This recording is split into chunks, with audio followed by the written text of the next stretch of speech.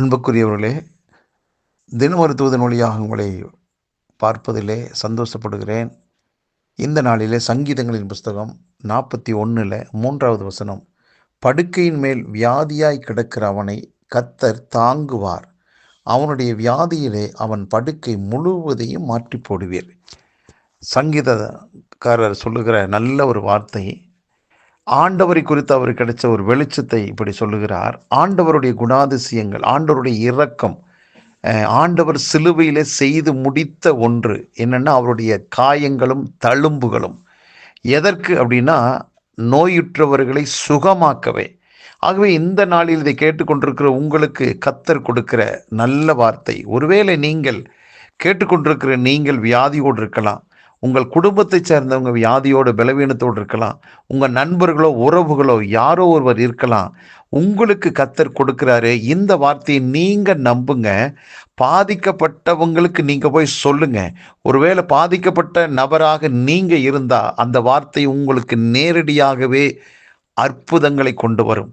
ஒருவேளை நீங்கள் கேட்குறீங்கன்னா உங்களை சுற்றி இருக்கக்கூடியதான உறவுகளின் மத்தியில் யாருக்காவது வியாதி பலவீனங்கள் போராட்டங்கள் இருந்தால் அது உங்கள் மூலமாக அவங்களுக்கு ஒரு தெய்வீக சுகம் கிடைக்கும். ஆகவே இன்றைக்கு கர்த்தரை குறித்து சங்கீதக்காரருக்கு கிடைச்ச வெளிச்சம் என்னன்னா, அவர் படுக்கையின் மேலே வியாதியாய் கிடக்கிற அந்த மனுஷனை, அந்த நபரை கர்த்தர் தாங்குவார் என்று. ஆகவே எப்பேற்பட்ட வியாதி அந்த வியாதியாக இருந்தாலும் அந்த வியாதி குறித்து நானும் நீங்களும் கலங்க வேண்டிய அவசியம் இல்லை. எப்பேற்பட்ட வியாதியாக இருந்தாலும் அவர் அந்த வியாதியிலிருந்து அந்த நபரை விடுதலையாக்க, அந்த நபரை தாங்குவதற்கு ஆண்டவர் ஆயத்தமாயிருக்கிறார்.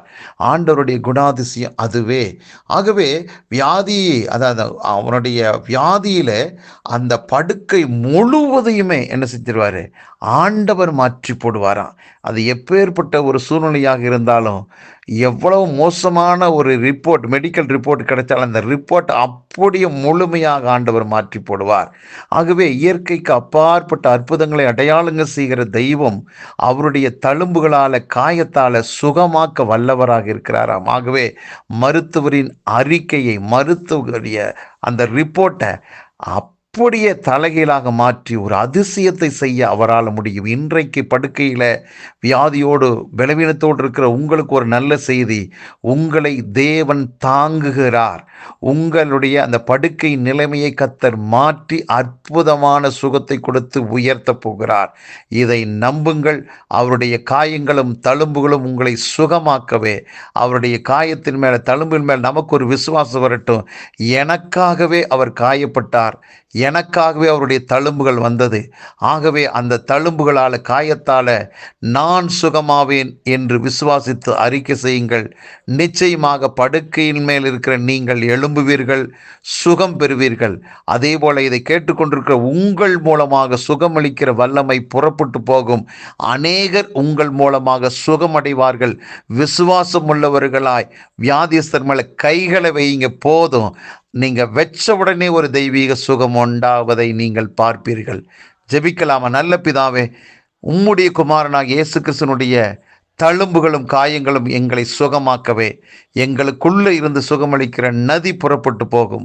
ஆகவே இந்த நல்ல நாளிலே வியாதியஸ்தர்கள் யாராக இருந்தாலும் அற்புதங்கள் அடையாளங்கள் பெறுவார்களாக, சுகம் உண்டாவதாக. ஆண்டவர் படுக்கை நிலைமை மாறுவதாக. ஆண்டவர் ஒவ்வொருவருக்குள்ளே இருந்து சுகமளிக்கிற வல்லமை புறப்பட்டு போய் அநேகரை சுகமாக்குவார்களாக. இந்த நாள் சுகத்தின் நாள், விடுதலையின் நாள், வெற்றியினாளாக இருப்பதாக ஒவ்வொருவரை வாழ்த்தி ஆசீர்வதிக்கிறேன். இயேசு கிறிஸ்துவின் நாமத்தில் ஜெபிக்கிற நல்ல பிதாவே, ஆமென்.